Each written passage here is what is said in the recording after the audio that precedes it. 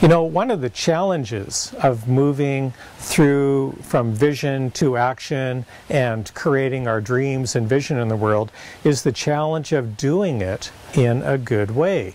And so that's why this week we're looking at this whole topic of how to do things in a good way.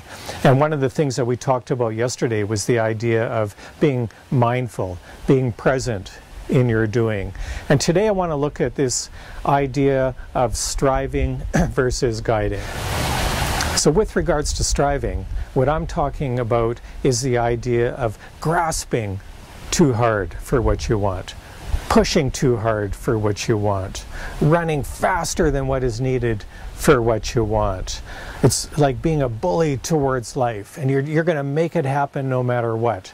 And as much as we often admire that level of determination, when it gets out of balance, it causes breakdowns all over the place, and it just makes the path way too difficult for everybody, for yourself and for the people around you and everybody involved in the situation. So that level of striving comes from a very distorted place. Now compare that, if you will, to another way to walk is what I call guiding. And when you're guiding, it means that you're actually meeting life according to what is needed in that moment, from the place of your own wisdom. That wisdom could come from your mind, could be the ideas about what's needed in that moment, could come from your heart intelligence, your sense of empathy and connection and interrelatedness to the people and the event in that moment, or it could come from your body intelligence, the actions that are being carried out in a good way. So with guiding, we're actually in partnership with life, much the way that the mountain and the water are in partnership as the river makes its way down the mountainside. And another great teacher for us are the beautiful birds that fly all around this planet. Here in Northern California, where I am right now, they have these amazing turkey vultures that fly back and forth. They just swoop over the mountainside, going back and forth over the forests. And when they fly, you can really see how they're working with the wind. They're not putting a whole lot of energy out to make this happen. They're not resisting the wind. They're not challenging the wind. They're actually embracing that there is wind, and rather than seeing that as a problem, they actually use that wind to lift them to greater and greater heights. And this is a great teaching for us in life, because how often do we see things in life that we may initially perceive as obstacles or blocks in our life, and all we have to do is look at them in a different way.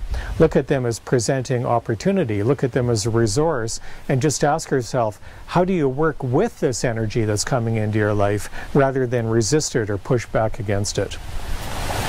So your homework for today is to go for a walk. And in the course of this walk, I'm inviting you to it's a wisdom walk, so I'm inviting you to go and walk and gather in the wisdom about what's needed in this day in your life. I actually recommend this as a daily practice. Take 15 minutes out of every day and just go for a wisdom walk. And walk with the question. And the question I'm inviting you to walk with today is, what's needed for the next part of living into my vision, my meaning, and my purpose in life? Notice what occurs to you, notice what intuition, what insight comes through, and then respond according to your best wisdom. The other thing I'm going to ask you to do is take a look at your action list that you've created. And when you look at the actions that you want to do, and you look at what's involved in carrying them out, I'm inviting you to look at the question about where are you meeting those actions from a place of resistance, from a place of trying to control them, from a place of striving, or where are you meeting them with that beautiful divine energy of meeting it in a good way, of creating from what's present in your life.